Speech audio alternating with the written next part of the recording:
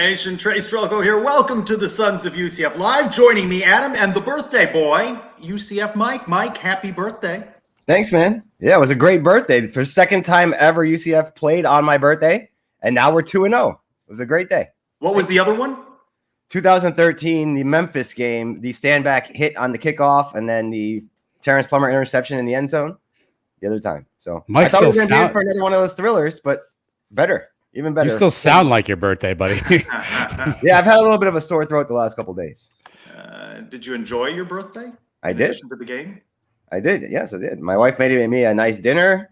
I got to sit back and watch the game, have a couple beers. What else do you want? There you go. Knights win 41-19, improved to 4-1, 1-0 in the AAC.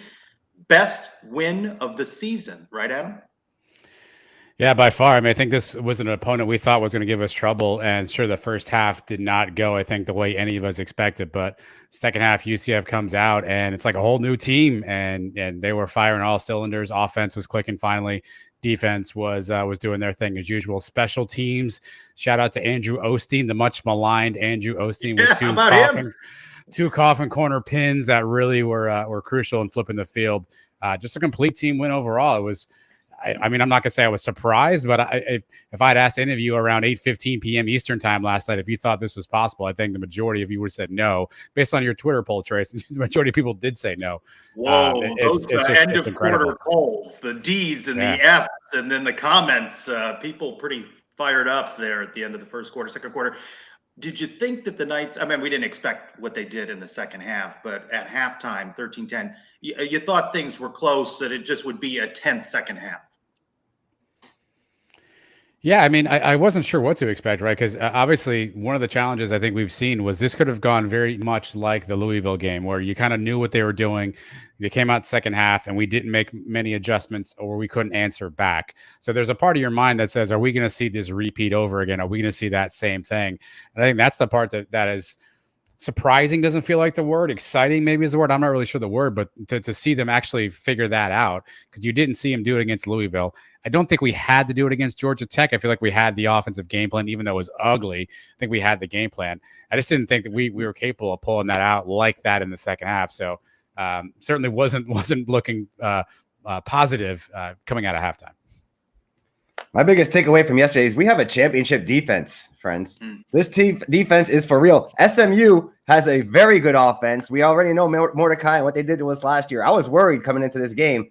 I'm not worried about this defense anymore for the rest of the season. Red zone defense, fantastic. Again, holding them to field goals a couple times. That was huge in this game and gave the offense that first half to kind of get their things in motion, right? And then come out in the second half and they were starting to hit things. So the defense kept us in the game in the first half. I wasn't too concerned at halftime. We were down 3. But that's the type of game I was expecting. And then we scored 31 unanswered in the second half. Good night. Happy birthday to me. Unanswered. You're not counting that 1 second left in the half. Yeah. And what is that? What was he doing? What is he doing? Calling a timeout. You got to play until the last moment, Mike. You got to play it out. What was the over-under? That's the only thing I could think of. Was the over-under 60 points, 59, and he had money on it? Was watching the over. He had a prize picks in on that, Mike. He said he wanted his team to go out on a high note. Anytime you get a chance to score, you get a chance to score. He's going to tell his team that they're not giving up until the clock says triple zeros, all that usual coach talk. Yeah, until his lineman steps on somebody's foot and sprains somebody's ankle, and they're out for the next 3 weeks. That was a dumb move. And I know he's very close with Malzahn. I don't know. I don't think they said anything after the game, but I wouldn't be happy about that if I was Malzahn. Yeah, Coach Malzahn was not asked about it today during media availability with Chip Lindsey and Travis Williams. That question did not come up. You talked about the quarterback for SMU, Mordecai. First game in his collegiate career, he doesn't throw a touchdown pass. SMU at one point was 1 of 12 on third down, end up 4 of 16 with some late plays. But Knights defense a pretty shutdown. Yeah, Mike said it best. I mean, they let really SMU have what they wanted in between the 20s. And, I'll give T-Will credit in that defensive back. Rashee Rice is going to play on Sundays. That kid is good. He's going to be playing on Sundays. And T-Will let his team basically man him up. And, yeah, he ate up yards in the middle of the field. But to Mike's point, once we got inside the 20s, we shrunk the field. You saw a bunch of guys making big plays. There was a really bad PI call. I think we all saw that in the third quarter. Probably a makeup call on Brandon Adams in the end zone there, but you got to like the way that the defensive backs battled out there, and T-Will put a game plan and trusted his DBs to go one-on-one against a guy who's going to be playing on Sundays. I think that was a super impressive performance. And that secondary, we said we thought they were going to be the strength of this team. You saw that. I mean, we have multiple corners. You saw Brown on him. You saw Thornton on him. You saw Adams on him. Devon Wilson made a play. Kobe Perry playing for the injured Quadric Bullard led the team in tackles. You got to be excited about what you saw on that back end of the secondary. You mentioned Quadric Bullard. T-Will was asked about that during media availability today and said he's going to be fine. He'll be back. Knights have this quasi-bye week now with a game on Wednesday. Next Thursday, the space game against Temple in the bounce house, but he says Quadric will be fine. Mike, how about the offense now? A little rough off the top, but then they got things going. Yeah, but I like the game plan at the beginning. I know we weren't lining up the scoreboard in the first half, but he made it a point to try to get Bowser involved, which I said we needed to do. First drive, he gave it to him a bunch of times. Then he kind of went away from it a little bit, and that's when I think the offense started to sputter. But maybe trying to get a little too cute with some of those trick plays. I don't know. If they work out, we're all praising them for being. You can't lose 5 yards on trick plays. that one play where we flipped it 5-6 times, I don't know what we were doing on that one. But did that lead down the road to keeping the defense honest?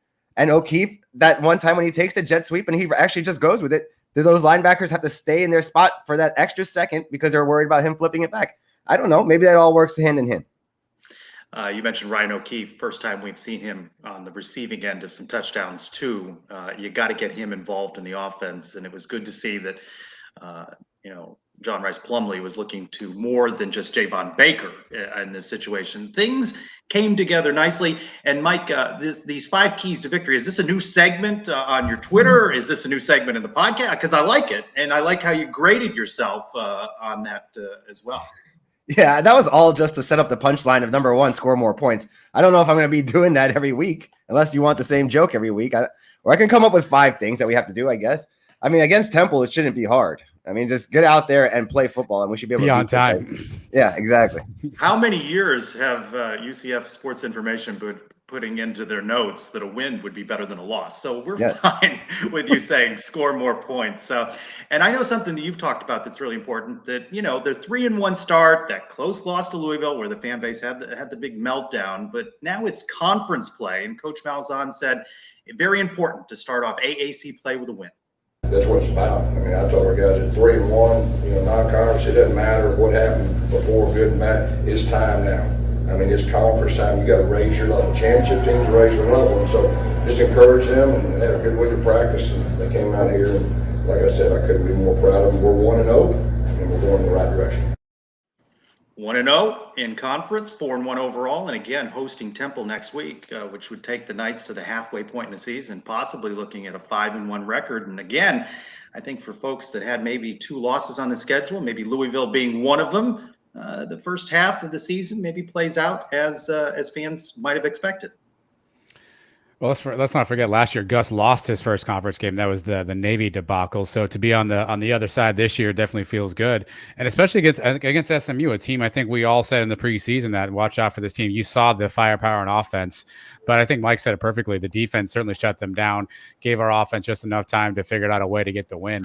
And doesn't hurt to go 1-0. Doesn't hurt to go 1-0 against the team that we all thought was going to be contending for a spot potentially on that championship Saturday. So kind of a double win in some respects. This kind of reminded me of that game in 2017 against Memphis when we played them early in the year and we beat them like 40-6. And I think they scored a late touchdown in that game too. But that game was also moved because of a hurricane, kind of changed the schedule up a little bit. And a team that was supposed to have a very good offense, which they did that year, and we just shut them down early in that season. That was a big game for us. How long until now? We're going to win this Temple game. I mean, if he loses this Temple game, then I don't know what to tell you. Hot seat. Yeah. You can't lose games like this. You can't lose this Temple game. You win this one, 5-1. Are we ranked? Or we go into East Carolina the next week. We win that one 6-1 going into Cincinnati. I think for sure we're ranked.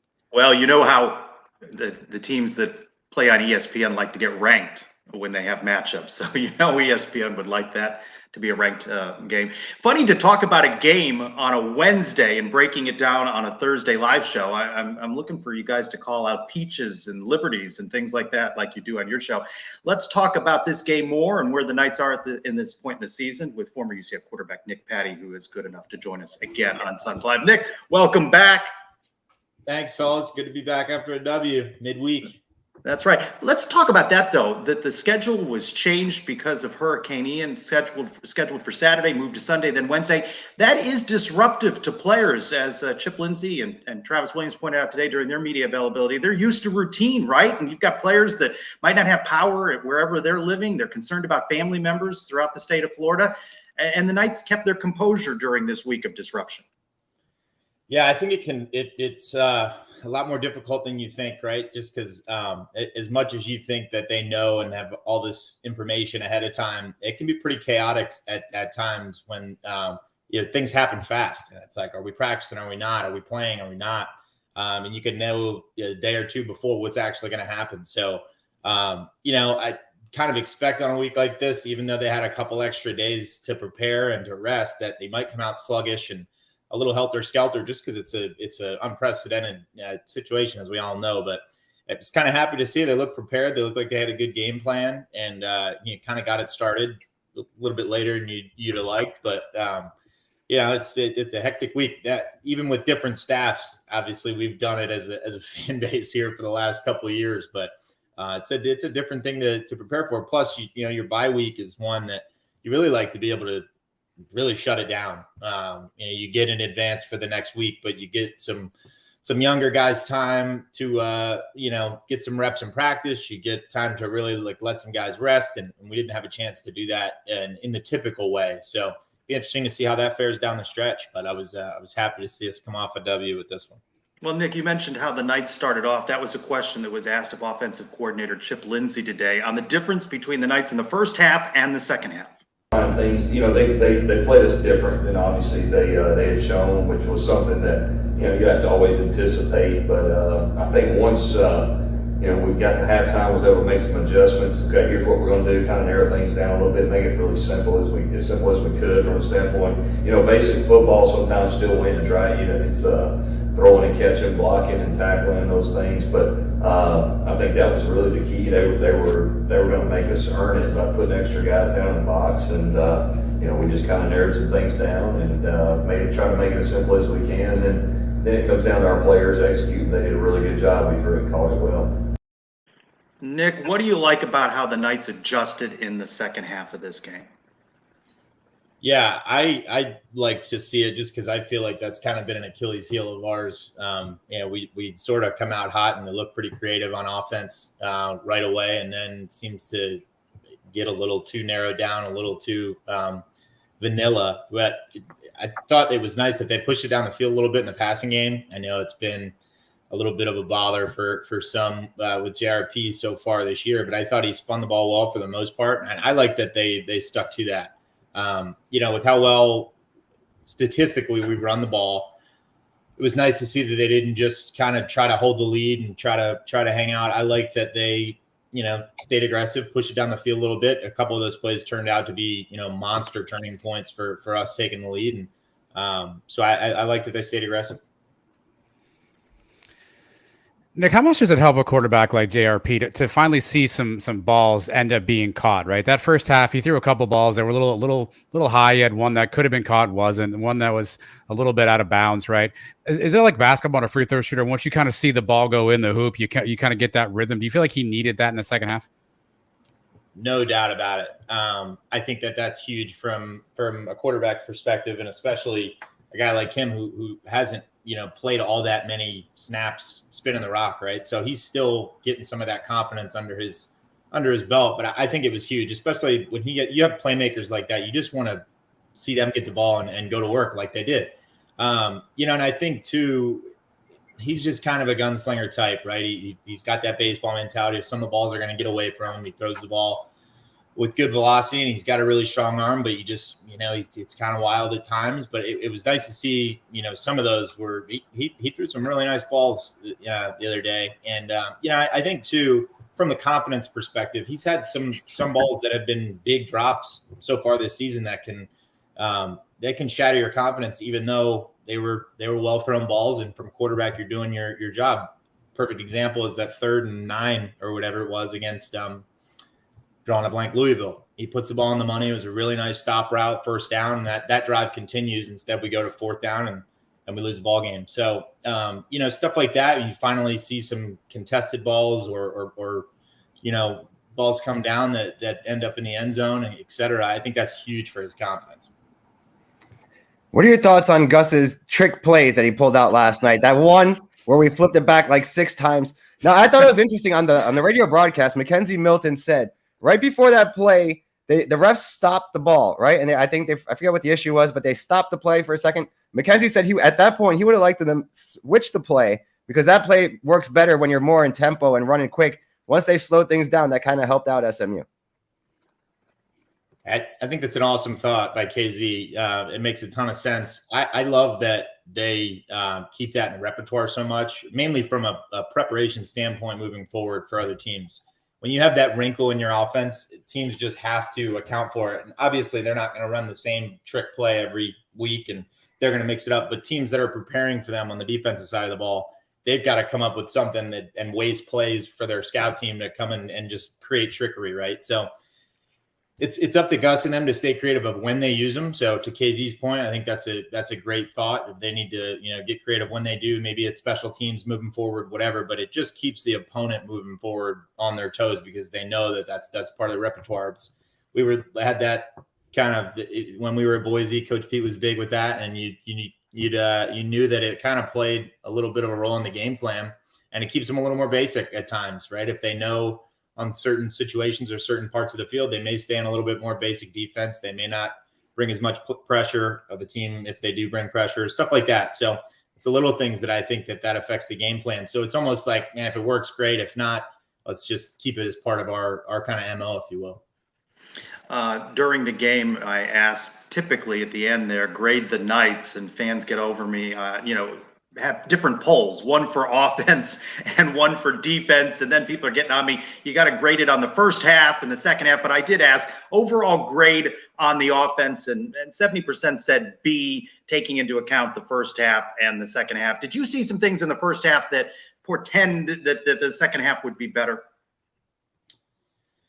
Yeah, I do. I didn't think it was atrocious by any means. I thought that surprisingly, we looked a little bit better up front with some of the things that they were doing on the offensive line. I thought that they were, could have been a little crisper, could have come out with a little more energy, I think. But again, that goes to the kind of week that they had and some things that were, unseen, if you will, more so than were happening on the field Wednesday night.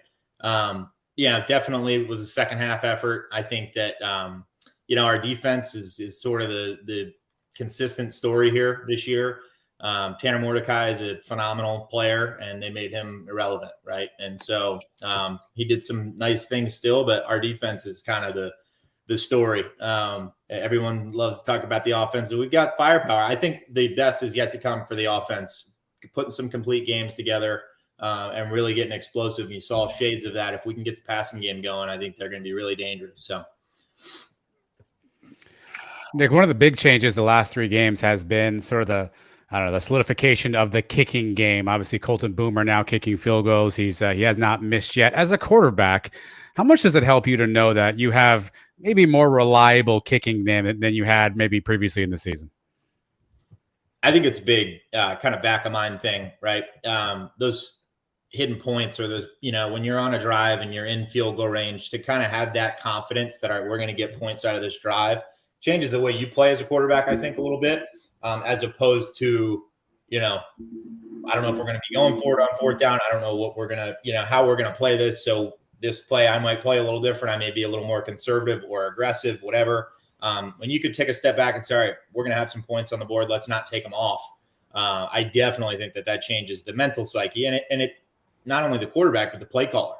I think that can change things on the way that they, from the 50 to the 35-yard line, and you can do a lot different things in that range of the field when you have confidence in your special teams and your kicking game. So I think it's been a great switch. It's worked out. I love his name. It's the best name for any kicker ever in college football. But no, it's been a positive.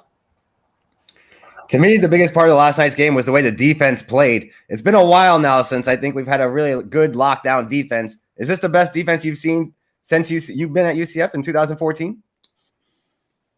I think so. I mean, I can't remember one that, you kind of have this much confidence, especially on big downs. One of the things, again, I hate to be a broken record on this with the week that they've had, but missed tackles were a little bit, they got a little sloppy on the back end. It seemed like there was second level plays that they were missing some tackles, a lot of arm tackles, but maybe that's just some fatigue, maybe that's some injury, whatever it may be. But I definitely think that the defense, it's been a while since we've had one like this on big downs against good players, right? And they haven't seemed to flinch. And it's been better than a bend don't break defense either, man. They've been pretty shut down. They're creating some noise.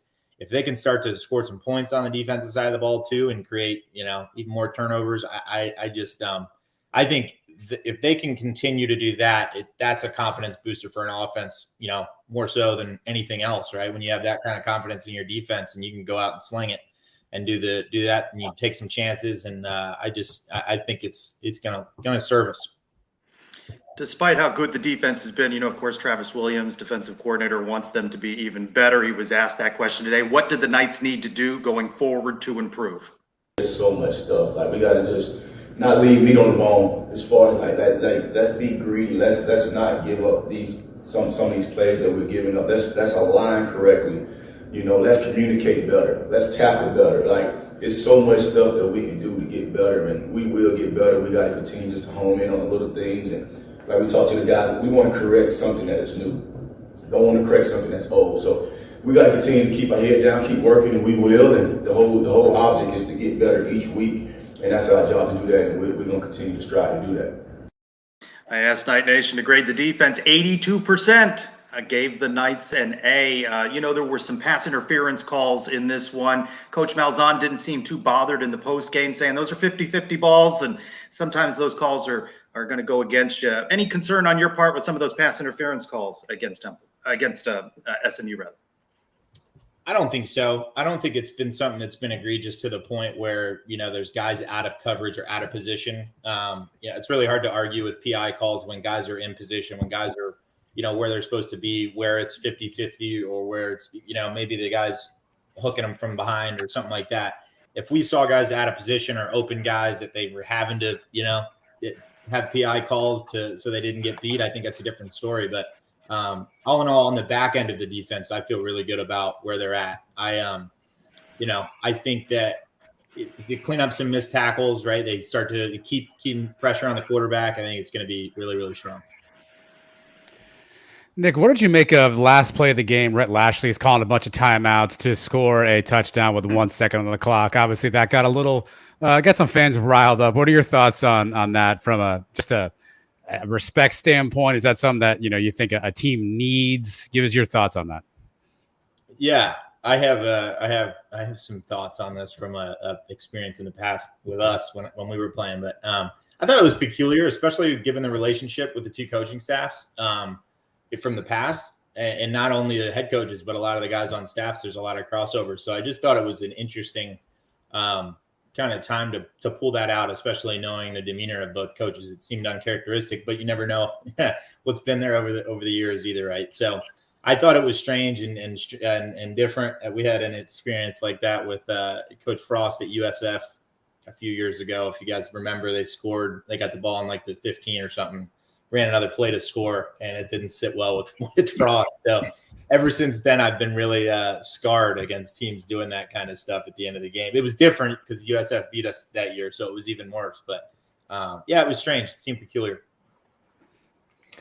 Next week, we played Temple. They have not looked very good at all this year. How do we, coming off our best performance, stay confident but not overconfident going into that game and not look past those guys?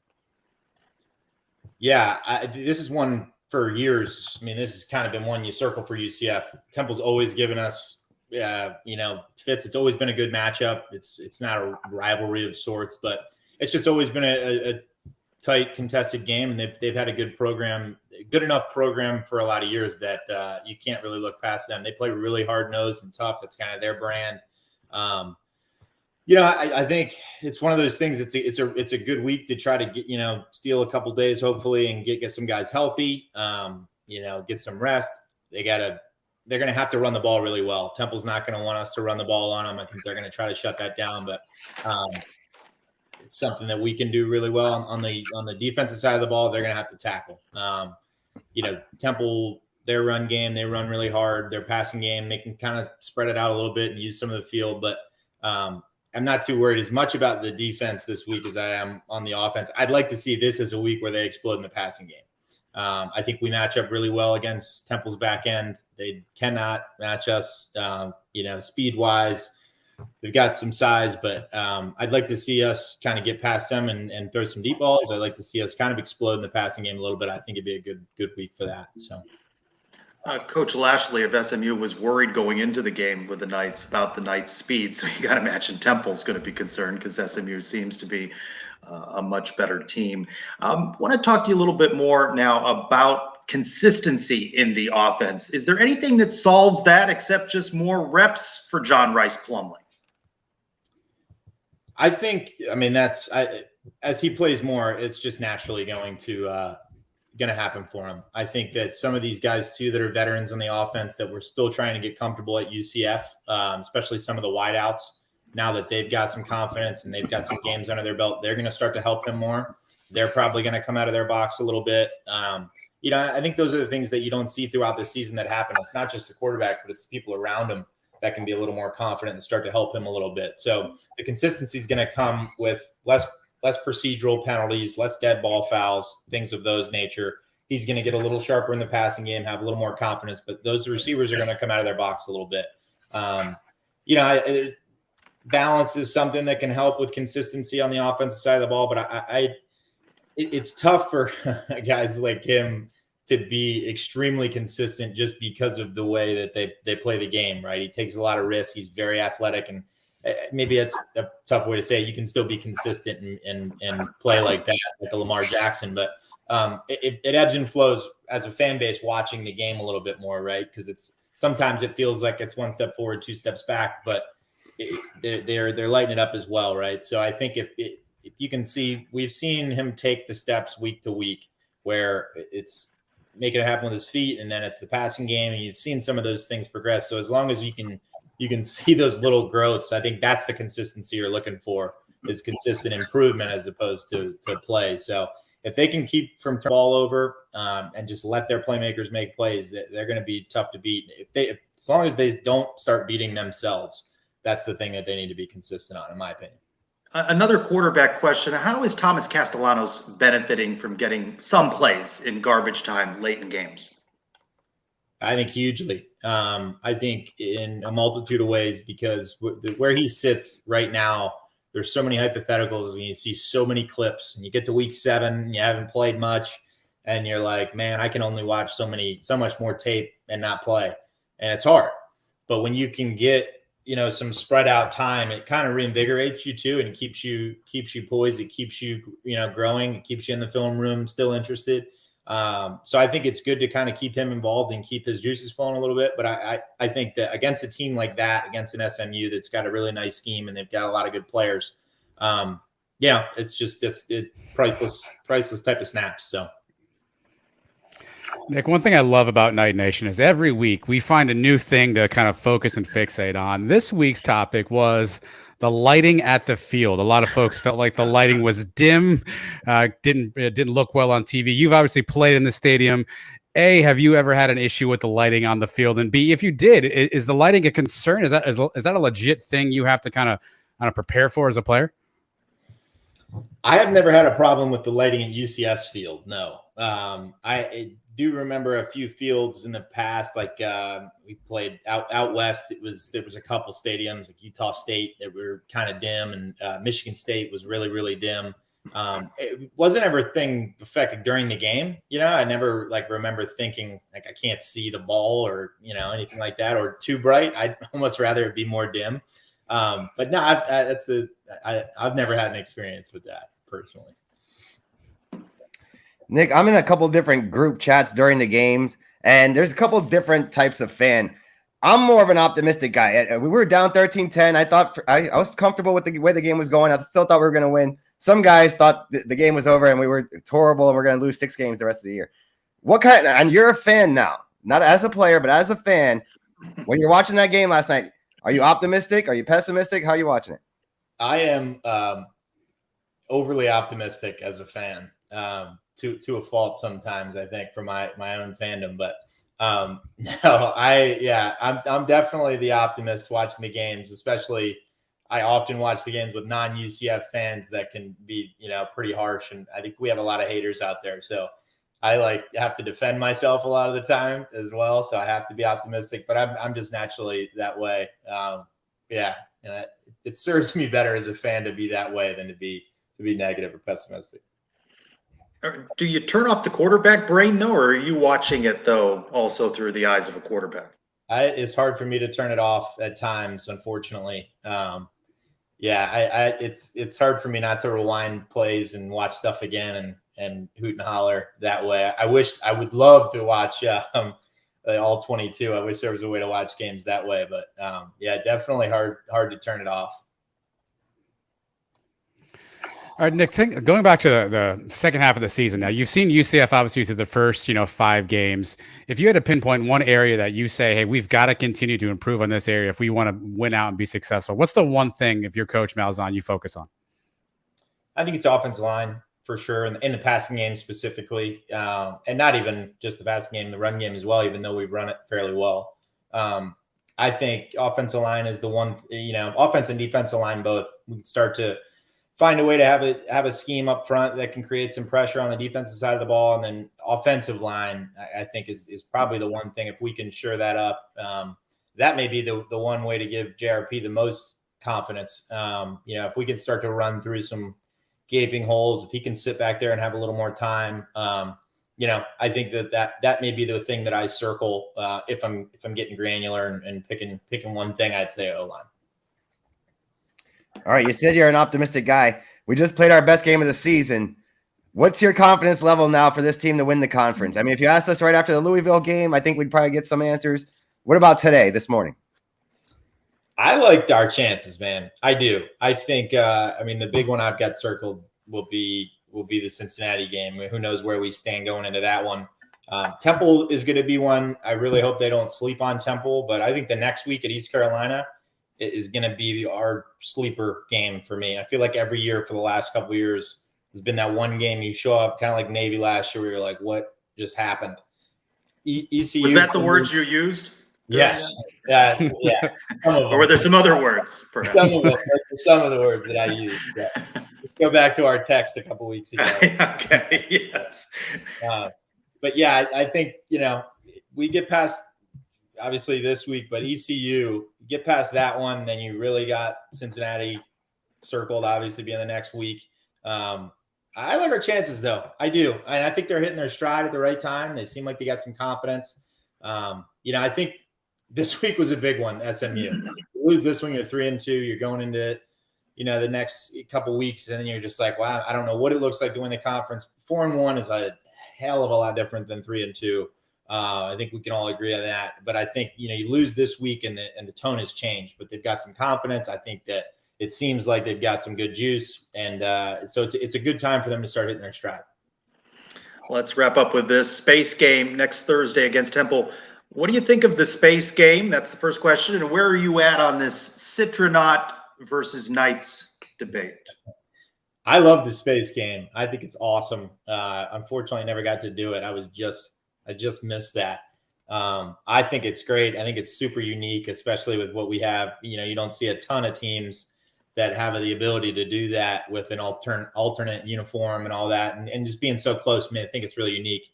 I lean more towards the Knights. I like that we mix it up. It's way too controversial within our own fan base to be like a thing. I feel like because we can't agree on it, that we should just, maybe dial it back. It's, I think about Auburn and War Eagle. You don't ever really hear Auburn fans, debating the two.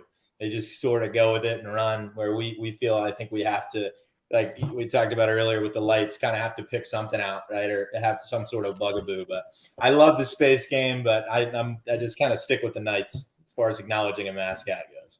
What about Canaveral Blue? Are you okay with that? I'm a fan.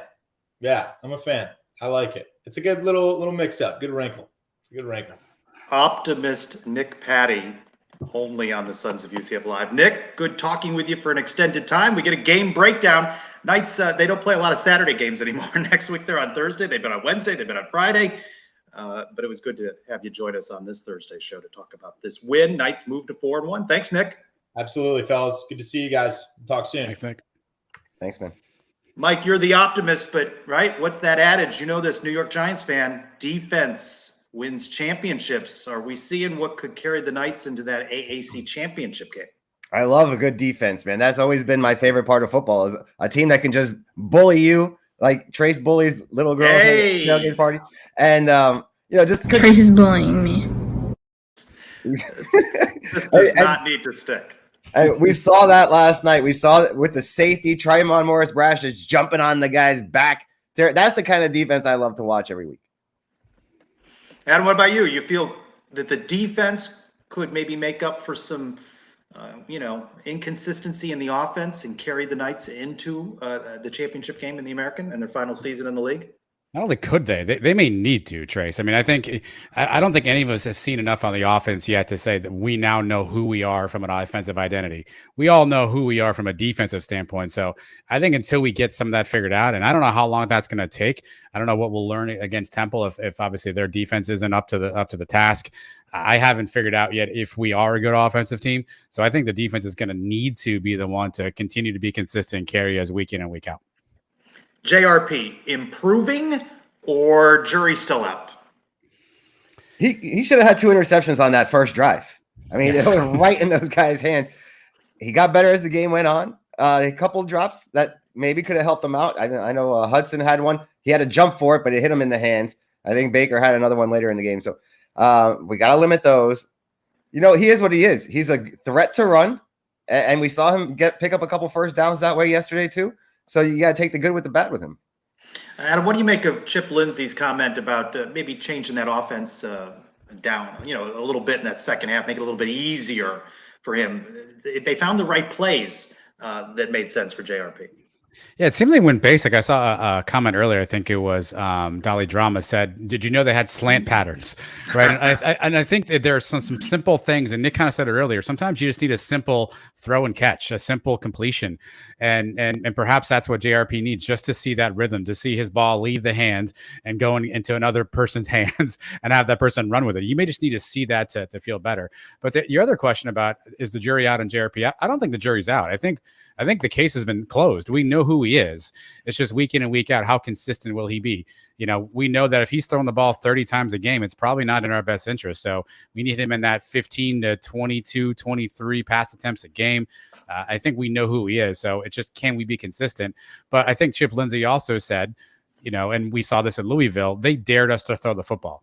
Right. I mean, he flat out said they played zero. They basically said throw it against us. And Louisville felt like we couldn't figure out how to get around that. It seemed like we did that last night. That's what gives me the most hope, is maybe there's a learning lesson in it that we can take if we get in this situation further down the road in ECU, a Temple, or Cincinnati. Mike, you've seen SMU, you've seen Louisville. Which one do you think's better? I thought SMU was a better team coming into last night. Louisville has looked up and down throughout the season. They haven't really looked great. I thought SMU was the better team. I think maybe they still are, but we had everything working for us last night, and there was nothing they can do about it. There's just one of those games where it started snowballing on them. Well, they had a bunch of injuries too, and they had some really bad drops. I mean, they had a couple of balls that were right in their hands that they just literally let on the ground. We don't know anything about that. Sometimes better lucky than good, I guess. Yeah. Brian's comment about RJ Harvey, really like him. But you know what? Johnny Richardson, 3 touches for 12 yards. Is it that you can't get everybody the ball, but you got to get Johnny Richardson the ball in his hands? Yeah, I think there's an element of that, right, where you just can't. There's so many offensive weapons. How do you keep everybody happy, and what's the right amount of touches? I think Gus is kind of one of those feed the hot hand. And right now, RJ Harvey seems to be that hot hand to consistently running the football. We've seen Johnny do it in spurts. Again, I think Bowser's kind of trudging along a little bit. He's a beast on the goal line in that wild Bowser package. But at this point, I think RJ's probably been the most consistent runner we've had. And I'm curious to figure out how Gus will divvy up the touches. By the way, still no Mark Anthony Richards, who we all thought was pretty good last year too. So just tells you a little bit of the embarrassment of riches we have in the backfield. There was a Trillion Cole sighting though. Yeah, he's got to go outside on that run. He cut that back on the inside, got tackled. He's got to keep going outside. Mike, some bold projections this week. UCF Miami in the military, says Bleacher Report. CBS Sports, UCF versus Kansas. Kansas hosting game day in something called the First Responders Bowl. I think that's in Texas, but I'm not sure. And Action Network, UCF Duke in the military. Any of that? You like any of those? I'll take a game against Miami. I mean, that'll be spicy at least. I don't know. At the Military Bowl, where's that? In like Virginia, West Virginia, Maryland, something like that? Yeah, I think maybe even at Navy's campus. I think they host a bowl. All right. I mean, put that game down here in Boca or something, then I'm a little more excited about it. But no, none of those. Go the last time, the Boca Bowl. Boca Bowl not good, but last time I went to Boca was a couple weeks ago and we won, so that was good. We reversed the curse over there. I think we're 2-1 all times at games there. So Terry Modger announcing today, Shareholder Society hits 300 members. Going to need all that money for all that new lighting that fans are demanding. I like that, Adam, by the way. Every week, it's a new thing. And sometimes they don't repeat themselves. We hear about it that 1 week, and then it just we get away from it for a while. This week, yeah, 2 weeks ago was Frankie Valli. Now I think we like Frankie Valli. We just can't see apparently. So I got to keep up each week. Let's go around the kingdom. Women's soccer on my TV. Mallory Olsen with a first half goal, also a second half goal. They're leading Temple. About 15 minutes to go in that one. Knights 2-2-4, 0-0-1 in the AAC. So they look to notch a win on the road. Men's soccer, not so good. I'm glad it was not a omen. They lost number 23 SMU. They were leading 1-0. They give up 2 goals within 2 minutes. They fall 2-1 third straight, 1 goal loss for the Knights. Now they head to FIU Sunday for a 6 o'clock match. Must win. They got to get some victories here. Only 5 games left in the regular season. And volleyball up to 23 now, 7th in the RPI. They swept Tulsa and Wichita. They put those games, ended up on the road. They moved out because of the hurricane, drove up to Georgia, flew to Wichita. Wichita hosted. They get those sweeps. 12-0, 4-0 in the AAC, one of only 3, I believe now. Now 3 or 4 undefeated teams left across the country. So pretty good for UCF volleyball. McKenna Melville, she wins the AAC Player of the Week, 3rd consecutive week for her. And they're at a big one at Houston on Friday. Houston is considered one of the top contenders in the American. So that's going to be interesting to see how they fare on the road to Houston, and then at Tulane on Sunday. And D1 softball ranking UCF softball the 32nd program in their top 50 programs, taking a look at their successes over the last 10 years and outlook for the future. So I don't know about the foam fingers for that one. UCF 32nd. Ahead on the calendar next week, men's and women's basketball AAC Media Days. That'll be a virtual event Wednesday and Thursday. So we'll get to know a little bit more about men's and women's basketball next week. All right, time to open the mailbag. What coach do we have lined up to intro this segment? Chip Lindsey, let's open the Sons of UCF mailbag. That was the second take for Chip Lindsey on that one. First one did not go quite so smoothly. And we have a little walk and talk. This one may be the most international of destinations. Mario at the UCF. We did have a walk and talk. It's loading right now, so I'm gonna filibuster for a second while that happens. So just stand by. Hey, son, just hang out here at my great grandparents' house. Had a question for y'all. Do you think we should have a traditional Astronauts game instead of just a space game before we inevitably switch over to Astronauts permanently? He's in Peru from that one. Pretty nice backdrop. Big no for me. Anti on the Citronauts. No on Canaveral Blue. I don't want any blue and orange. I'm fine with a space game once a year. I like that, but no on a Citronaut game. I'm with Trace too. I'd be fine with it. I mean, you guys are just old. I'd be fine with it. A little wrinkle here and there. It's a little fun. It's better than Frankie Valli, apparently. You won't see it anyway because there's no light in the stadium. You're fine. You're good. They released those new shirts, and one of them was all blue. You saw my tweet, the UCF Tar Heels. That's what it looked like, man. I'm cool with a little bit of hint of the blue, but when I don't want to see the whole stadium in those shirts. Can't happen. Meteorologist Devin Page with a huge no. Big no on that one. Yeah, no. No on the orange. No on the Canaveral blue. Big no on that. Black and gold, charge through the line. That's part of the song, right? That's right. At Mark Moses Show, good enough to join Mark weekly with my buddy Eric Lopez from Black and Gold Banneret. We talk UCF Sports weekly on Mark Moses' show. I like his question. Does this win give you confidence that UCF can win the conference? It's certainly, as the UCF media notes say, it's certainly better than a loss. I think the fan base would have been pretty down, as Nick talked about. A big difference between 3-2 and an opening conference loss, and 4-1 with an opening conference win. I do feel, to Mike's point, defense can win championships. Next big one, though, going to be that road game at East Carolina, but Cincinnati, you got to feel, has got one of those spots in that AAC championship game, and everybody else playing for the other spot. What makes me feel even better is how weak the AAC has been. A team in Houston that we thought was going to be good is imploding in front of our eyes. An SMU team last night, we beat them pretty handily. Tulane and Memphis are on the top part of the bracket so far in the standings. So I like our chances if we're going to have some of these teams beat each other up. To even if we suffer a loss down the road, which hopefully we don't, I think we can hold our own. But if we do, it may not be catastrophic like it would have been in previous years. And this SMU team, it's still not bad. They may beat a team like Cincinnati or Tulane or somebody else down the road. That's why it was so big to get that game last night. So we have the tiebreaker over them. But we can lose the game to Cincinnati and still make the championship game. I think one loss, you're okay. You just got to avoid that silly loss. You can't lose to Temple. You can't lose to the Cows or anything like that. We have a theme now with the next batch of questions. At Nightmares Jay, can we figure out what the offense changed at the half and try that first? Next game at Black Crown Arts, why can't we just play a full game all the time? That's an interesting statement that speaks to consistency. Our buddy at Dolly_drama. I know it's October, Halloween, but what do you think is the reason for the Jekyll and Hyde starts to each half? Incredible adjustments, JRP needing to find a rhythm, and our friend Mary Ashpaw 6. We've always talked about adjustment issues. How do you feel about the adjustments made in last night's game? So Chip Lindsey spoke to that earlier in the show.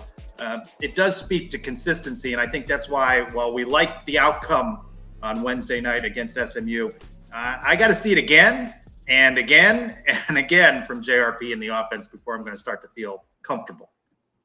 Yeah, consistency is where we are, Trace. I mean, is this half of JRP the norm of JRP, or is this the ceiling of JRP? I think that's what we have to know. I'm more curious to figure out what the coaching staff learned in that second half and how they can continue that forward in the first half and multiple halves of the upcoming games. It's fine to blame all that on JRP, but he's running the plays coaches are calling in some respects. So we have to figure out a way to make sure we put him in ways to be successful. I want to see if the coaches learned anything that they can take into future games. I mean, the offense is going to be, I think they're going to get more consistent. They've been up and down so far this year. I think they can use this game now and then with the Temple game to really start getting into a rhythm, like Nick Patti said. I think we're going to see some better things out of the offense. And look, the guys were making the catches last night. I mean, he threw a beautiful ball to O'Keefe in the end zone, and O'Keefe came down with it. They've dropped those balls the last couple games, so I think we're going to be okay. You know, as we've assessed the season, right, we've seen improvements in special teams. Defense been pretty consistent game to game, and still some questions about the offense. But, you know, you mentioned the Navy game, and Gus is sometimes he wants to outthink himself. We saw that with the trickeration in this game. That's one thing that's not likely to change, right? You're going to see Gus call something, and again, as Nick said, might work out, might not work out, but there's a consistency that Gus is going to throw a wrinkle in there somewhere. We're due for it to hit one of these things for a big one, and everybody's going to love it. How about last night, though? O'Keefe has a chance. He's going to throw the ball, and instead of just throwing it away, he runs out of bounds and costs us like 6 yards. Stuff like that can't happen. No, and, you know, you mentioned O'Keefe. Chip Lindsey was talking about how he thinks the Knights are close to breaking one. This is going to be a dream come true for you, Mike. That's going to win the ultimate award on the podcast. The first punt or kickoff return for touchdown. How long has it been? It's been quite a while. I like Townsend back there. I'm confident. I was actually taking notes during the game last night, which I never really do. but I wanted to. I Really? didn't want to have to rewatch the game. Do we have a breaking news sounder? Do we have anything that fits the bill? Hold on. You know what? I do have something I think I can use for a sound. Tracy's bullying me. Here's two of the notes I wrote on Townsend. Let me see. I don't know where it is, but one of them was Townsend's going to return one of these punts for a touchdown at some point this year, and the other one was I like Townsend even on fair catches. He looks like he's confident back there. He knows what he's doing, and he's only a freshman. Friend of the program at Rejoice Nights. How much of the rest getting on their multiple 1040s this year? There were a couple of questionable calls, right? Some PIs. Kind of questionable. Yeah, I mean, there were some tough calls. We got away with one in the end zone, though. Brandon Adams was a little early there. Some of these things wash out, but I mean, did you guys see the Big 12 game? They found a phantom fair catch for, I think it was Oklahoma or TCU. I mean, officiating across the board is a challenge. But that's why you got to win games the way we did last night. So the coaches used to always tell you, I know my coaches always did, don't let one call be the difference in the game. If everything else goes the way it should, that one call shouldn't matter. So I got a couple of those. Couple went against us last night, but that's what's going to happen, and we can't let that beat us. Now, batch of defensive questions. At Pon Woblo, it's hard to say. Very Randy Shannon halftime adjustment feels, but for the offense, I'll take it. At Spurs United, is this the best defense we've seen in recent years? Feels like it. And at Mia Barnes, too, who has the bag of money for T-Will? Enjoy T-Will here. It's hard to imagine just how long he's going to remain in a night coaching shirt. By the way, he always with a Canaveral blue on the sidelines. You can always spot him running around. Defense, though, as we keep talking about, that can win you a championship. Yeah, the T-Will question certainly is a looming one. I know one we don't want to talk about, right? You don't want to put that out in the universe, but his phone's going to ring in this offseason, and it's going to be somebody offering him more money either to be a P5 D coordinator or maybe take maybe a G5 level head coaching job. His phone is going to ring. We'll see what decision he makes. He seems like he really likes it here, but your opportunity to take a head coaching job is probably too tough to pass up. So hopefully somebody finds a bag laying around. Hopefully those 300 shareholder society members can all together to go fund me and we can keep T-Will for a little longer. Is that maybe the poll, T-Will, bag of money, or new lighting? Which one do you want, fans? See, suddenly the lighting, not as important. At CapVeej1, good tough question here. What do you think about the performance of the transfer players against players recruited from high school? Do you think the transfer players are going to continue at the same rate? I think Gus said early on, right, that he wanted maybe 6, 7, 8, 9, and now it's more 14, 15, 16. I think he wants to see that number come down, but it speaks to the holes that he has seen on the team that he's tried to plug with those transfer portals. He wants a mix of high school guys, and with guys like Nakai Martinez, you can see some promising young guys there. Well, this is college football. I mean, that's just where we are. Kids are going to move around. You have to fill the open spots with somebody, right? So you're going to have to take transfers in. And I really thought about this question. And I was trying to find an actual good answer here. I think the challenge becomes a lot of the transfers are playing in positions where they have the ball a lot, right? They're going to be positions where, especially on offense, I mean, our top running back, receiver, and quarterback are all transfers. Arguably our two of our top 3 receivers are all transfers. So one of our tight ends is a transfer. So they always have the ball in their hand. It's hard to really say who's being more productive from that standpoint. But this is college football in 2022, unfortunately. Yeah, I mean, we're going to have 10 guys transfer off this team at the end of the season anyway. Every team in college is going to have that. So you're going to have to replace them with other transfers. You can't just get we can't recruit and sign, I think, 50 guys. We're going to have to get 10 transfers a year, 15. Speaking of transfers, if you could have one back that has transferred out of UCF over the last year for this year's team, who would you have? Tatum Bethune. I'd like to have him back. That's a good one. That's a good one. Yeah, I mean, he's playing pretty well for Florida State right now. I'm not going to say who you want me to say. Does Noah Vedral have any eligibility left? Noah Vedral. Is Jalen Robinson even getting playing time? Where is he at, Ole Miss? No, I think he's been injured. That's the question. You don't want to say it. You want Dylan Gabriel back. I mean, if Dylan Gabriel was here, this offense would be very good. Yeah, I mean, we were able to run the ball and he could throw. So, and more accurately. Still hasn't won a big game in Oklahoma. No, that's true too. So, I mean, we got Plumlee now. So I'm a Plumlee guy. So if he wins us the big games, then I'm happy with Plumlee. But I think the offense would still be good. Formerly King Kong. now, all Plumlee. At Golden Knight _ the second, what position group of players has made the biggest improvement from game 1 to 5 this season? Kicker and punter. Put me down for special teams. Boomer, perfect on field goals, 41 yards against SMU. And we mentioned it earlier, Andrew Osteen coming in with 2 clutch kicks. So he, as Coach Malzahn said, we'd see both of them. We were a little skeptical about what that meant. He found a way to utilize Andrew Osteen against SMU. I put kicker down too, Trace. You just stole my answer. So I'm going to go with one specific guy. I'm going to go with Alec Holler. I think he doesn't get enough credit for what he does in the run game. He had a couple of great blocks last night. I'm going to go Alec Holler. Not that he wasn't great last year. I think you're seeing him develop more. So give me Alec Holler. I missed the question. I was in the chat again. I'm sorry, guys. Okay, moving along. At 2 letters, 2 words, Robert. Good question from Robert. Can each of you identify one thing, we'll start with this, that makes you feel good about the rest of the games? I think we've been talking about it. It's been a theme throughout this show. Defense makes me feel good that they haven't given up more than 20 points yet. Going to keep them in every game. So I feel good about the defense. And how about the improvements on special teams? This is a completely different unit than it was the first 2 weeks. We were getting punts blocked early against South Carolina State. Now our kicker's making every kick. Our punter's putting the ball down at the 2-yard line. This unit, and like I said, Townsend's going to run one back. I think this week against Temple, he's going to run the punt back for a touchdown. All special teams has gotten a lot better. Adam, what about you? Got defense, got special teams out there. Agree with one or both? I put kicker. I also put down the fact that our toughest game remaining is probably Cincinnati, which is a home game. So I like the fact that we get our toughest game at home. Well, 1-1 on the revenge tour now that they've beaten SMU. All right, Robert, second part of his question. One thing that makes you most nervous about the rest of the schedule, 3 road games, and that question of consistency on the offense, specifically John Rice Plumlee. It was mentioned earlier, you don't want to lose a silly game. You can't take East Carolina and the 10th year of Holton Ahlers at quarterback and at Memphis and Tulane. Somewhere in there feels like a loss to me. Yeah, if things work out like they usually do, one of those will be a loss. So that's going to make the difference between a good season and a very special season. If we could run this conference, I expect us to lose 1 game in conference, right? Maybe 2. If we lose 2, we still have a shot. 3, forget it.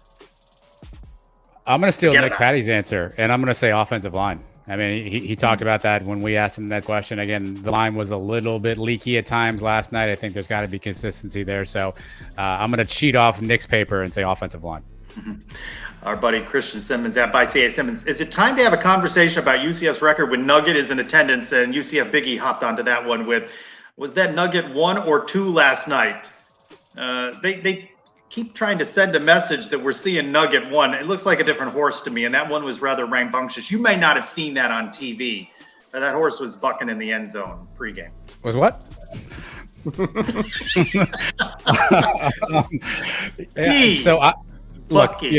I like that this one of these questions came from Christian Simmons, who has become sort of the uniform guy for UCF. I'm trying to position myself as the Nugget guy. So I have a contact with the handlers of Nugget, and I've been messaging feverishly to try to get any updates I can get, and I have no response yet. A potential live show guest, Nuggets handlers, maybe? I'm efforting. I mean, I don't know if it's the real Nugget or not. I wouldn't be able to tell the difference, but I did see the video you were talking about. He was bucking out there. Let's be fucking good. All right. Thank you guys for your mailbag questions. Remember, game on Thursday, space game on Thursday. UCF going to play a Saturday game again eventually. So we'll be live on Wednesday. And special podcast. You going to do a traditional breakdown show now because of the way this has fallen with the live show? We're going to get the awards on episode 200. 200, guys. Congratulations. Yeah, we don't know. I mean, if you think that we have any level of organization as these things take place, I've got some land I want to tell you someplace. 200 shows is going to be fun. Don't know what we're going to do yet. We may have a special announcement. There's some things happening behind the scenes. We got to time some things out. We may have a special announcement we can share with everybody on episode number 200. No, same old drivel. I'm sure Michael will have a top. Apparently, he took notes, which indicates to me he may have some observations. Maybe a top 5 list. Trace, did you enjoy Night Court with Judge Mike? Maybe we can make that a segment. I like that segment. Okay. It was reminiscent of, as you like to say, other games you play, but just changed. Same the name. game, same game. Doc Different in to name. doc out. Like that. Coach Malzahn will be doing a media availability on Monday morning, so maybe a little Coach Malzahn translator. That's one of my favorite segments on the show. My, how time flies. It's been what? How many years now? 5? Is that right? 5 years? 18, 19, 20. This is the 5th season, but Fifth we've season, been doing yeah. it for 4 years. Yeah, a little over 4 years, which is quite a run, man. I never thought we'd get this far. And look at us now. We're doing live shows. People are coming to meet us at tailgate parties. Who would have thought? You know what that is? That is consistency. I should just not look down. I should be like Nick Patti and be oblivious. Wow, unflappable that Nick Patti. Yeah. Nick, you threw away $100 to charity.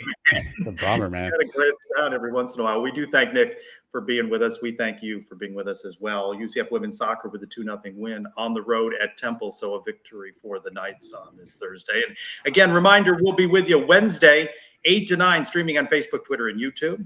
We're going to end this one with a call out from a player. For Adam and Mike, I'm Trey Strelko. Go Knights, everyone. Charge on. Tracy's bullying me. Sorry, wrong button. Sorry, wrong. Javon Baker, thanks for watching the Sons of UCF.